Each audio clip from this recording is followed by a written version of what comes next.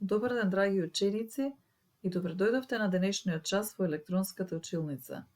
Јас сум Наташа Николовска, предметен наставник по македонски јазик од Основното општинско училиште Лазо Ангеловски од општина Аеродром, чиј директор е Пера Арсеновски.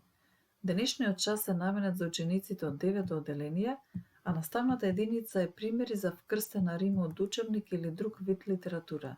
Што треба да научиме на овој час, односно да се подсетиме?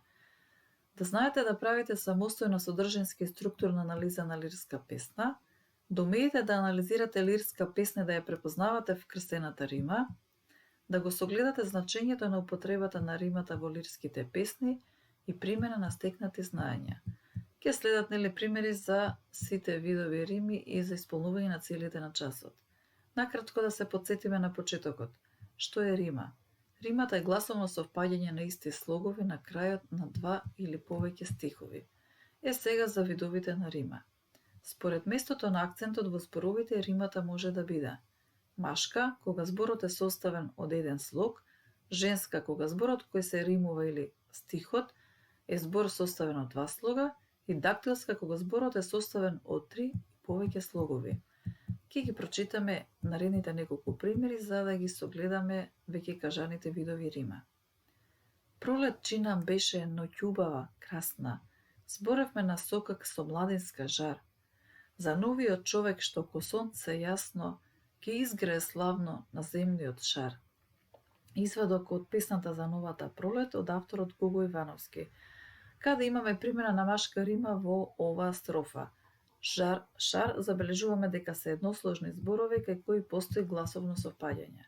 Понатака, следниот пример е: чуј како стенка ветер низ нашите рамници пусти и вала во влажниот дол маглишта слоеви густи. Со пискот летнува гарван и кружи над моето чело, матно е небото цело. Во доцна есен е насловот на песната, од која што е извадок ова строфа од авторот Воислав Илиќ. Каде имаме женска рима во оваа строфа? Крајни слогови кои се римуваат се пусти, густи, чело и цело. Забележуваме дека се двосложни зборови кај кои постои гласовно совпаѓање. Понатака примери за дактилска рима. Стадов кавал заљубено, звонов песна изгубено, оков божур залудено, румено, румено, румено. Извадок од песната Залез од авторот Матеја Матевски. Примери за дактилска рима. Забележуваме дека крајните слогови кои се римуваат се тросложни и постои гласовно совпаѓање едно по друго кај стиховите, односно кај крајните слогови. Заљубено, изгубено, залудено, румено. Понатака, за видови на рима, односно основата на видовите на рима, за да дојдеме до примери за вкрстена рима. Според местото во стиховите, римата може да биде паралелна рима, кога римуваните зборови се во неколку, најмалку два стихови еден по друг, вкрстена рима, кога римите се наоѓаат на првиот и третиот стих и вториот и четвртиот стих во строфата, и обгрлена рима, кога римувани се зборовите од првиот и четвртиот стих и вториот и третиот стих.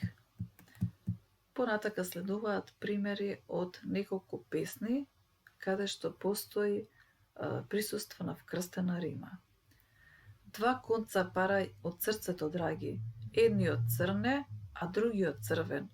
Едниот буди мрничави таги, другиот копнеш и светол истрвен. Веќе препознатливи стихови од познатата песна Веселка на Блаже Кунески. Сега, каде имаме примери за вкрстена рима во стиховите кои веќе се прочитани.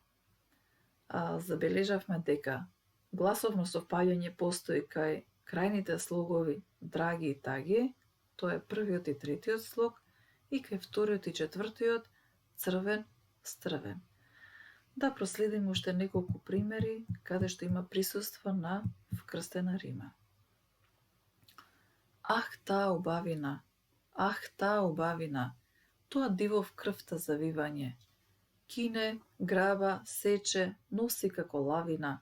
Вечна е притаеност и вечно откривање.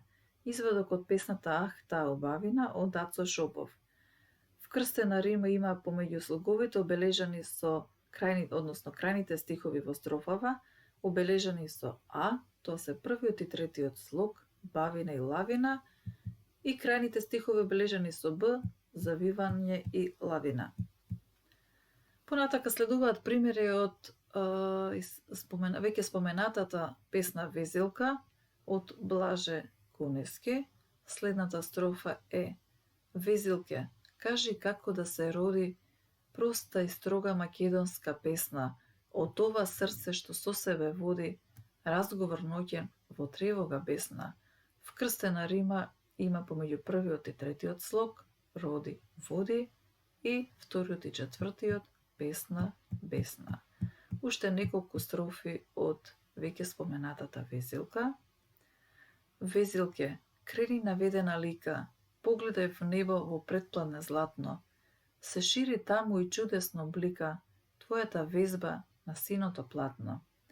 Лика и блика се првиот и третиот стих од оваа строфа, каде што има примери за вкрстена рима, како и во вториот и четвртиот од оваа строфа, тоа се стиховите златно и платно. За тебе нема ни вечерен запад, ти, морно око на трепетна срна, две бои таму ти горат и капат, две шарки твои, црвена и црна. Покрај многуте символики и во оваа строфа постои пример за вкрстена рима, тоа се крајните слогови запад, капат или првиот и третиот стих, и срна и црна, односно вториот и четвртиот стих од оваа строфа. Што е важно, односно кое е значењето на рима во лирска песна? Римата представува еден од важните белези на песната, тоа е споменувано кога сме учеле за композиција на лирска песна при структурна анализа.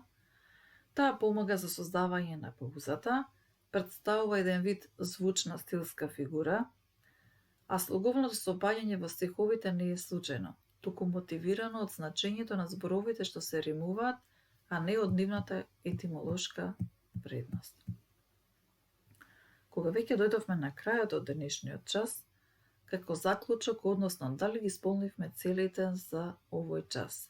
Што научивме? Повторивме за тоа што е рима, кои се видови рима според акцентот, кои се видови рима според гласовно совпаѓање на стихот, каде што проследивме нели како што не беше зададена наставната единица, примери од учебник или од друг вид на литература, и значење на римата. Инаку, лекцијата за видови рима, односно за вкрстена рима, се наоѓа во учебникот за 9-то одделение на страна од 57 до 59 страна, но претходно тие стихови, односно овие стихотворби не ги прочитавме затоа што на претходниот час се веќе работени.